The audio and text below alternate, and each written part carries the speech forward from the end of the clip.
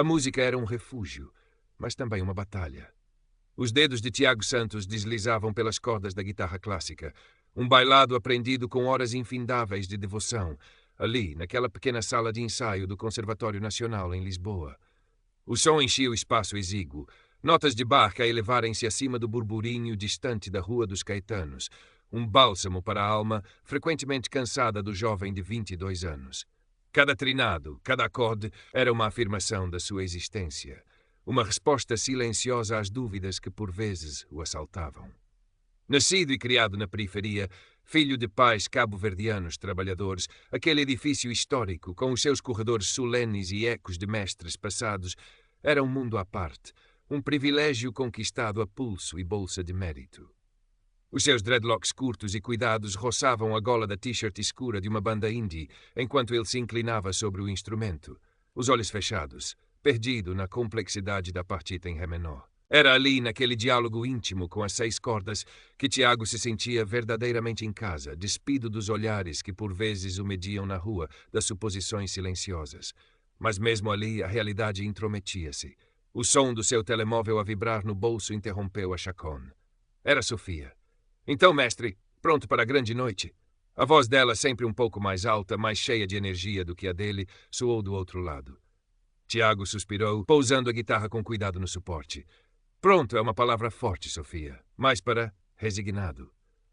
Não sejas assim. É uma oportunidade. Tocar para aquela gente toda do conservatório, os mecenas.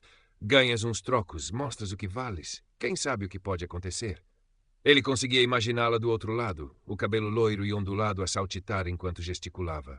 Sofia era a sua melhor amiga ali, colega de turma, branca, lisboeta de classe média, cheia de boas intenções, embora por vezes alheia às nuances que pintavam o mundo de Tiago com cores diferentes das suas. Sei lá, Sofia. É só música ambiente. Duvido que alguém repare sequer, e aquela gente não é bem o meu meio. Deixa de ser pessimista. Vai estar ótimo. Leva aquela camisa que te ofereci. E não te esqueças das sapatilhas limpas. Tiago sorriu. Sim, mãe. Sapatilhas limpas, anotado. Desligou a chamada, o sorriso a desvanecer-se. A perspectiva de tocar naquele evento de angariação de fundos, num dos salões nobres do conservatório, causava-lhe um nó no estômago. Era dinheiro que fazia falta, claro, e visibilidade, talvez. Mas a ideia de ser uma peça decorativa sonora para a elite cultural da cidade roçava o desconforto. Pegou na guitarra novamente. Talvez mais uns minutos de Bach ajudassem. A música, pelo menos, nunca o julgava. O salão nobre estava à altura do nome. O teto trabalhado erguia-se a uma altura impressionante. Lustres de cristal derramavam uma luz dourada sobre o chão de mármore polido e as paredes adornadas com retratos a óleo de antigos diretores e figuras ilustres do conservatório. Um murmúrio constante de conversas animadas pairava no ar, pontuado pelo tilintar de copos e risos discretos. Homens de fato, mulheres em vestidos elegantes e joias cintilantes circulavam, cumprimentando-se com a familiaridade de quem partilha o mesmo círculo exclusivo. Tiago, posicionado num canto discreto, sentia-se um peixe fora de água. A camisa que Sofia lhe oferecera parecia apertar-lhe o pescoço. As suas sapatilhas impecavelmente limpas sentiam-se estranhas naquele chão que ecoava passos de sapatos caros. Tocava peças suaves, tentando fundir-se com a tapeçaria sonora do ambiente, ser ouvido, mas não visto. Durante uma pausa, o estômago deu sinal de vida. Precisava de beber água. Com a guitarra pousada em segurança, esgueirou-se pela multidão, tentando ser o mais discreto possível, os olhos fixos na mesa das bebidas ao fundo do salão. Foi então que aconteceu.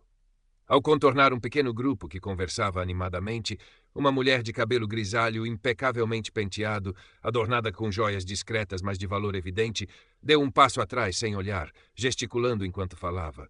O ombro dela bateu no braço de Tiago. O impacto foi mínimo, mas o copo de vinho tinto que ela segurava oscilou, derramando uma pequena mancha rubra no seu vestido de seda creme.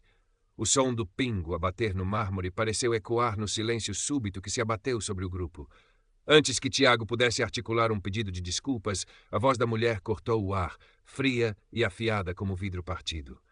Mas será possível? Não tem olhos na cara, rapaz. O rosto de Tiago aqueceu instantaneamente. Desculpe, senhora. Eu não a vi. Estava a tentar... Estava a tentar o quê? Atravessar-se à frente das pessoas. Olhe o estado em que me deixou. Ela olhava para a mancha minúscula no vestido como se fosse uma tragédia irreparável. O seu olhar subiu, percorrendo Tiago de alto a baixo, demorando-se nas suas roupas, no seu cabelo, na sua pele. A expressão de choque inicial deu lugar a uma altivez gélida. Francamente, não sabia que deixavam em qualquer um nestes eventos. Onde é que arranjaram esta gente? A palavra gente pairou no ar, carregada de um peso que Tiago conhecia demasiado bem. Os outros membros do grupo desviavam o olhar, subitamente interessados nos seus próprios sapatos ou nos detalhes arquitetônicos do teto. Ninguém interveio. Ninguém disse uma palavra. Senhora, foi um acidente. Tiago tentou novamente, a voz a tremer ligeiramente, uma mistura de humilhação e raiva a borbulhar-lhe no peito. Eu estava apenas a ir buscar água. Eu sou aluno do conservatório. Fui contratado para tocar esta noite.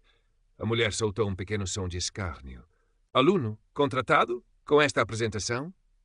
Ela gesticulou vagamente na direção dele. Seja como for, exijo falar com a organização. Alguém tem de ser responsabilizado por esta falta de cuidado e de critério.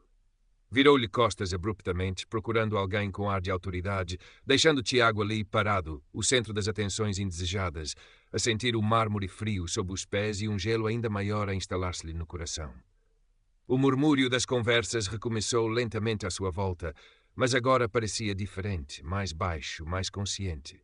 Ele deu meia volta, esquecendo a água, e regressou ao seu canto, ao seu único território seguro naquele salão, a sua guitarra. Mas as cordas agora pareciam estranhas sob os seus dedos trêmulos. A música tinha desaparecido. No dia seguinte, a chuva fina e persistente que caía sobre Lisboa parecia um espelho do estado de espírito de Tiago. O cinzento do céu coava-se pelas janelas altas do conservatório, lançando uma luz melancólica sobre os corredores habitualmente animados. Tinha passado a manhã a evitar olhares, sentindo-se observado, mesmo sabendo que era provavelmente paranoia. Mas a imagem da Dona Isabel tinha descoberto o nome dela através de Sofia, Dona Isabel Vasconcelos Moreira, uma das maiores mecenas da instituição, e as suas palavras ecoavam-lhe na mente. Gente desta. Falta de critério.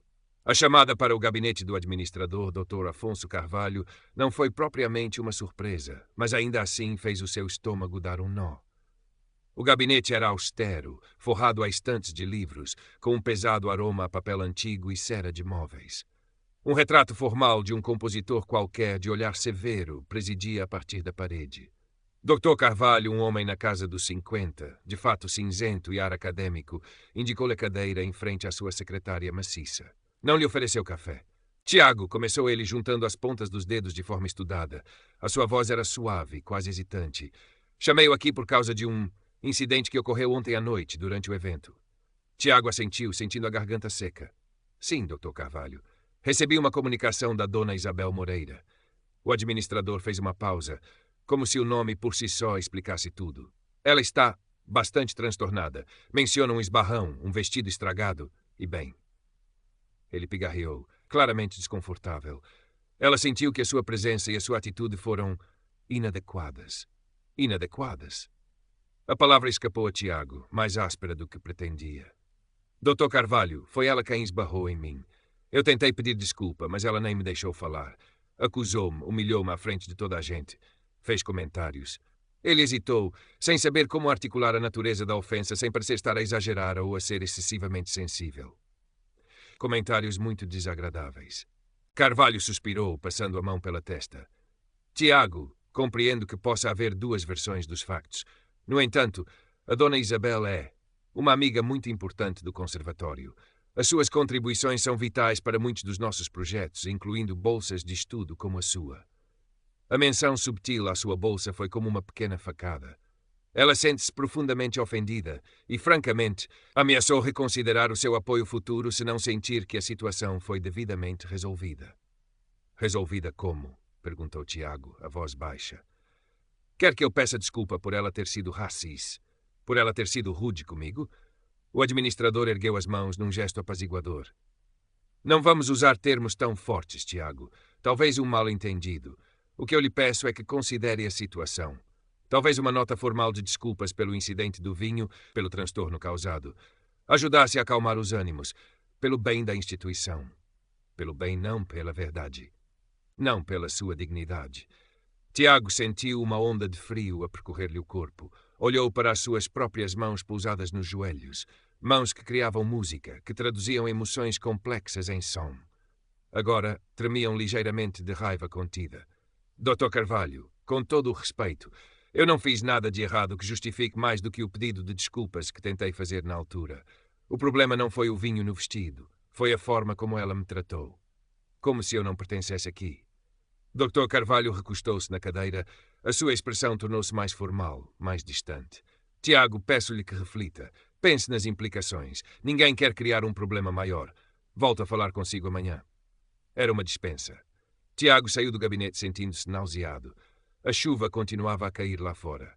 Encontrou Sofia no café habitual, perto do conservatório, um espaço pequeno e acolhedor, que contrastava com a formalidade fria do gabinete do administrador. Contou-lhe a conversa, a pressão para pedir desculpas. "Que lata!" exclamou Sofia, batendo com a mão na mesa, fazendo as chávenas tilintar. "Essa velha snob, então ela é que te trata mal e tu é que tens de pedir desculpa. É o cúmulo. É mais do que isso, Sofia", disse Tiago, mexendo no seu café entucado. "Ela tratou-me como lixo, como se eu fosse um intruso só por causa da minha cor, da minha roupa. E o Dr. Carvalho só está preocupado com o dinheiro dela." Sofia franziu o sobrolho, a sua indignação inicial a dar lugar a uma expressão mais pensativa. "Pronto, Tiago, se calhar ela é só mesmo uma besta arrogante com toda a gente. Sabes como são essas pessoas ricas, e o Dr. Carvalho tem de gerir aquilo, não é fácil. Mas não te preocupes, isso passa. Ninguém vai ligar nenhuma." Tiago sentiu uma pontada de desapontamento. Sofia estava a tentar ajudar, a ser solidária à sua maneira, mas não conseguia ver.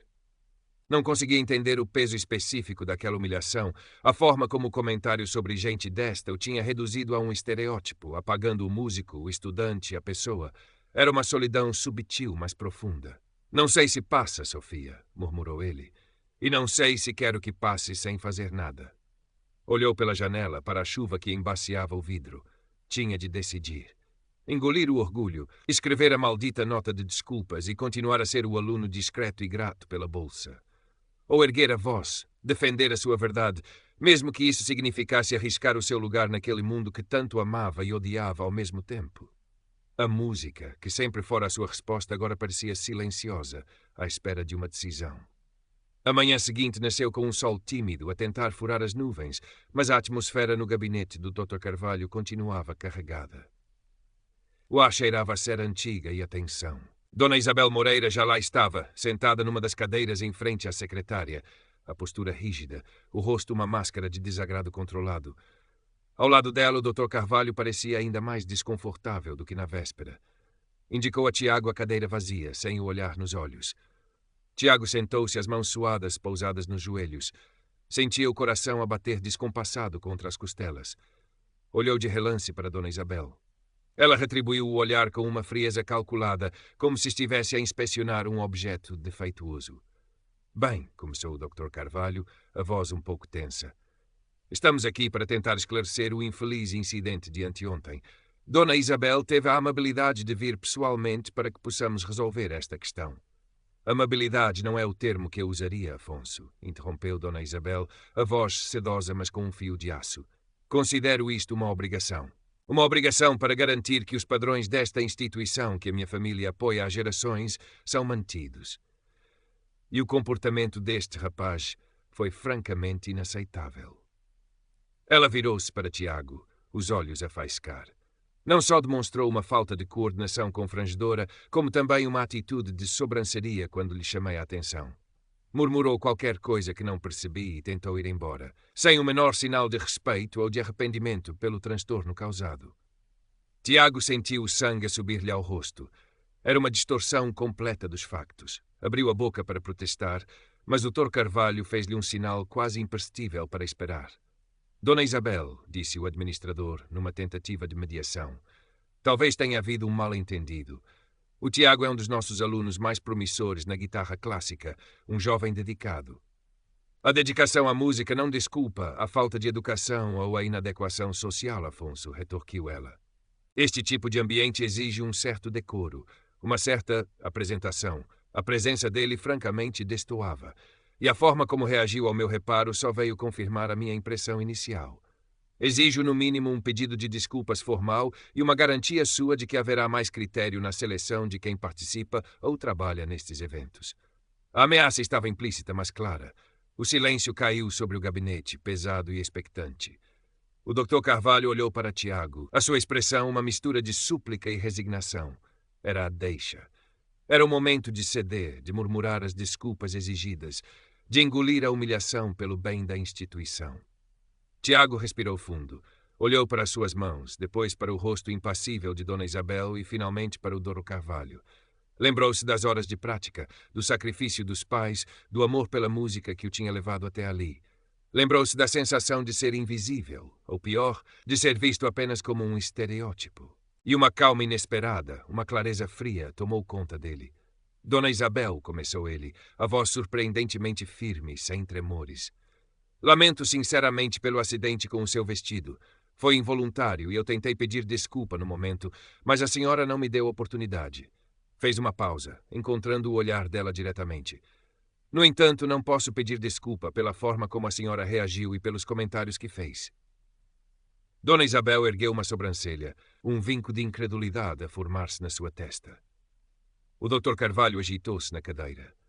Os seus comentários sobre gente desta ou sobre eu não pertencer aqui não tiveram a ver com o vinho derramado, Dona Isabel, continuou Tiago, a voz ainda calma, mas carregada de uma intensidade contida. Tiveram a ver com a minha aparência, com a cor da minha pele, com o facto de eu não me parecer com as outras pessoas que estavam no salão segundo os seus padrões. Que insolência, sibilou Dona Isabel, o rosto a corar ligeiramente. Não é insolência, é a verdade, afirmou Tiago. Eu sou estudante deste conservatório. Entrei por mérito. Trabalho arduamente todos os dias. Tenho tanto direito a estar naquele salão a tocar a minha música como qualquer outra pessoa. A minha música não tem cor. E a minha presença aqui não precisa da sua aprovação ou do seu critério. Ele virou-se para o Dr. Carvalho. Dr. Carvalho, eu respeito esta instituição. Sou grato pela oportunidade de estudar aqui. Mas não posso aceitar ser tratado como um cidadão de segunda classe dentro destas paredes. Peço-lhe que, como administrador, defenda a dignidade de todos os seus alunos, independentemente da sua origem ou aparência. Não peço nenhuma ação contra Dona Isabel. Peço apenas que a minha versão seja ouvida e que o meu direito de pertencer seja reconhecido. O silêncio que se seguiu foi ainda mais tenso. Dona Isabel parecia prestes a explodir, os lábios finos comprimidos numa linha dura. O Dr. Carvalho olhava de um para o outro, o rosto pálido. Tiago manteve o olhar firme, o coração ainda a bater forte, mas com uma sensação nova, uma sensação de ter recuperado algo que lhe tinha sido roubado, a sua própria voz. O Dr. Carvalho limpou a garganta, o som anormalmente alto no silêncio tenso. Os seus olhos evitaram os de Dona Isabel, focando-se num ponto indefinido da secretária. Bem, começou ele, a voz cuidadosamente neutra, é evidente que houve aqui um choque de perspectivas sobre o incidente. Ele juntou as mãos novamente, um gesto nervoso. Dona Isabel, agradecemos imenso a sua preocupação com os padrões da nossa instituição. Levamos todos os comentários dos nossos patronos muito a sério. Ele virou-se ligeiramente para Tiago, a sua expressão ainda cautelosa. E Tiago, ouvimos a sua versão. O conservatório orgulha-se de todos os seus alunos talentosos e dedicados. Confiamos no seu profissionalismo e no seu compromisso com a música. Foi uma declaração cuidadosamente equilibrada, não tomando partido, não confrontando diretamente o preconceito, mas também não cedendo completamente às exigências de Dona Isabel. Uma manobra política. Dona Isabel levantou-se abruptamente, a cadeira a raspar no chão de madeira. O seu rosto estava contraído numa máscara de fúria gelada. Afonso, disse ela, a voz baixa e sibilante, esperava mais de si, mais discernimento. Lançou um último olhar de desprezo a Tiago. Passar bem. Saiu do gabinete sem esperar resposta, fechando a porta atrás de si com um clique suave, mas definitivo. Tiago permaneceu sentado, o corpo ainda tenso da adrenalina. O Dr. Carvalho soltou um longo suspiro, passando a mão pelo cabelo. Isto foi complicado, Tiago, disse ele, finalmente olhando para o aluno. Havia um traço de respeito relutante no seu olhar. Não sei quais serão as consequências disto, mas fez o que achou que tinha de fazer. Sim, senhor, respondeu Tiago, a voz ainda um pouco rouca. Levantou-se. Obrigado por me ouvir, Dr. Carvalho. Saiu do gabinete, deixando o administrador sozinho com os seus pensamentos e as suas preocupações financeiras. Ao caminhar pelos corredores familiares do conservatório, Tiago não sentia euforia. Não havia uma sensação de vitória clara. Dona Isabel provavelmente continuaria a ser uma doadora influente, talvez noutras instituições. O sistema que permitia que o seu preconceito tivesse tanto peso permanecia intacto. Mas ele tinha falado, tinha recusado ser silenciado, tinha defendido a sua verdade e a sua dignidade. E isso, percebeu ele, era uma vitória em si mesma, uma vitória interna, silenciosa, mas profunda. Mais tarde, nesse dia, encontrou refúgio na sua pequena sala de ensaio. Pegou na guitarra. Os dedos, agora firmes, encontraram as cordas. Começou a tocar, não Bach desta vez, mas uma melodia sua, algo que vinha de dentro, uma mistura de melancolia, raiva e uma teimosa resiliência. As notas enchiam a sala, subindo em direção à janela por onde entrava a luz pálida da tarde lisboeta. A música era a sua resposta, a sua afirmação. O preconceito existia, o poder desigual era real, mas enquanto tivesse a sua música, enquanto tivesse a sua voz, ele continuaria a tocar.